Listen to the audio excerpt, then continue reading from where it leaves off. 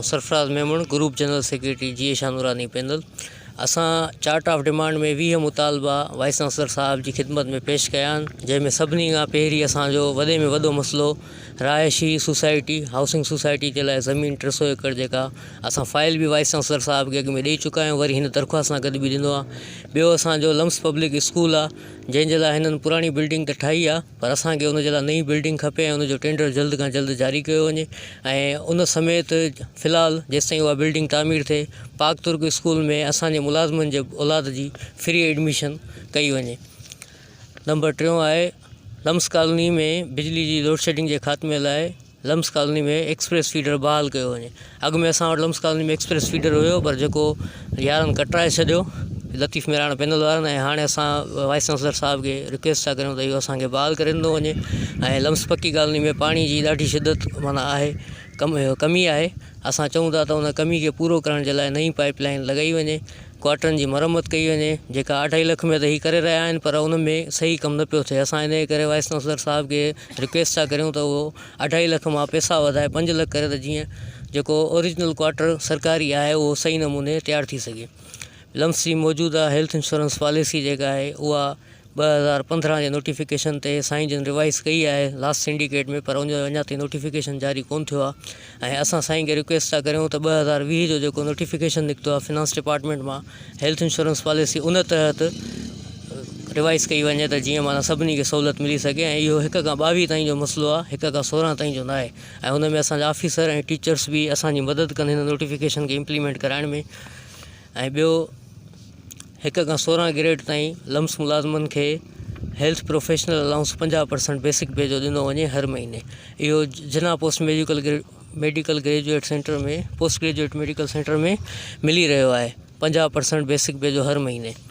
Jamia lumps में MBBS BDS ऐं BS nursing BS biomedical physiotherapy pharmacy Bilawal medical college of technology समेत सभी शोबन में लम्स मुलाज़िमनि की औलाद लाइ दाख़िला कोटा पॉलिसी मंजूर कई वञे नोटिफिकेशन जारी किया वञे छो तो सिंध यूनिवर्सिटी ऐं मेरान यूनिवर्सिटी में यह सहूलियत लम्स मुलाज़िमनि की औलाद के मिली रही है। लम्स मुलाज़िम जो कम कर रहा हैं जिनके 4 साल मुकम्मल थिया उन्होंने सभी के टाइम पे स्केल ॾिनो वञे। 8 नंबर असो मुतालबो है तो जेके असांजा मुलाज़िम पोई TPC 2020 ऐं 2021 में जैसा जायज़ प्रमोशन VC साहब पान माना रोकराया हुआ उन्हनि सभी जा असांखे डिपार्टमेंटल प्रमोशन कमेटी में प्रमोशन आर्डर ॾिना वञनि। DR लेबॉर्ट्री लम्स में जेके भी टेस्टूं थियन थियूं उहे सब फ्री कयूं वञनि 50% थियन थियूं पर असांजो मुतालबो आहे तो फ्री कयूं वञनि। ॿियो DR लेबॉर्ट्री ऐं forensic molecular biology DNA laboratory eye hospital Liaquat hospital Jamshoro Hyderabad minimal invasive surgical center water testing and surveillance laboratory advance diagnostic and research center PNS ट्रिग covid vaccination center advance research of center of dental disease dental OPD जे सभी मुलाज़िमनि के मार्च 2020 का Covid allowance ॾिनो वञे health risk allowance छो तो उन्होंने आलमी वबा के दौरान पंहिंजी जान के खतरे में विझी ऐं हिते खिदमत कई है। असांजो डिपार्टमेंट भी हेल्थ से वाबस्ता है असांजी यूनिवर्सिटी ऐं सभी के जी health department covid risk allowance ॾिनो है तीअं असांजे 1 खां 16 ताईं मुलाज़िमनि के भी हेल्थ रिस्क अलाउंस ॾिनो वञे। DR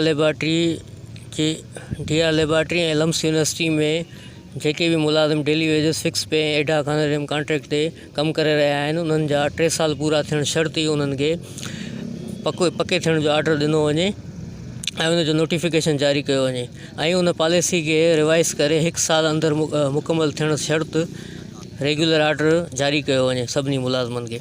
लम्स मुलाज़िमनि के वर्दी अलाउंस की मद में मिलंदड़ 3400 मां वधाए 7500 ॾियण जो नोटिफिकेशन जारी किया वञे। लम्स जे माली मुलाज़िमनि के हर महीने 2000 माली अलाउंस ड्राइवर मुलाज़िमनि के ड्राइवरी अलाउंस 4000 रुपया हर महीने क्लीनर मुलाज़िमनि के क्लीनरी अलाउंस 2000 रुपया हर महीने ॾियण जो नोटिफिकेशन जारी किया वञे। लम्स जे ग्रेड 1 खां 16 ताईं जे मुलाज़िमनि के वफ़ाक़ी हुकूमत जे नोटिफिकेशन मुताबिक़ हर महीने बेसिक पे जो 25% डिस्पेरिटी रिडक्शन अलाउंस ॾियण जो नोटिफिकेशन जारी किया वञे। लम्स में ग्रेड 1 खां 16 ताईं जे मुलाज़िमनि के सिंध हुकूमत के नोटिफिकेशन मुताबिक़ यूटिलिटी अलाउंस ऐं हाउस सीलिंग अलाउंस ॾियण जो नोटिफिकेशन जारी किया वञे। DR लेबॉर्ट्री लम्स के लम्स जे ग्रेड 1 खां 16 ताईं जे मुलाज़िमनि खे स्केल वाइज़ फुल शेयर ॾियण जो नोटिफिकेशन जारी कयो वञे। DR लेबॉरेटरी जे तमामु ब्रांचुनि में राति जी शिफ्ट में ड्यूटी करण वारनि खे ग्रेड 1 खां 16 ताईं जे मुलाज़िमनि खे नाइट शिफ्ट अलाउंस 6000 रुपया ॾिनो वञे। लम्स मुलाज़िमनि खे ॾिनल हाला रूट पॉइंट बस फ्री कई वञे। लम्स कॉलोनी जी सिक्योरिटी लाइ 3 चौकीदार, सफ़ाईअ लाइ 10 स्वीपर ऐं 10 बेलदारनि खे फिलफोर तैनात कयो वञे। लम्स मुलाज़िमनि जी हंगामी सूरत हाल में नई वेंटिलेटर एम्बुलेंस ॾिनी वञे, जॾहिं त असांजी मेडिकल यूनिवर्सिटी आहे पर हिते अहिड़ी सहूलियत एम्बुलेंस जी मौजूदु न आहे।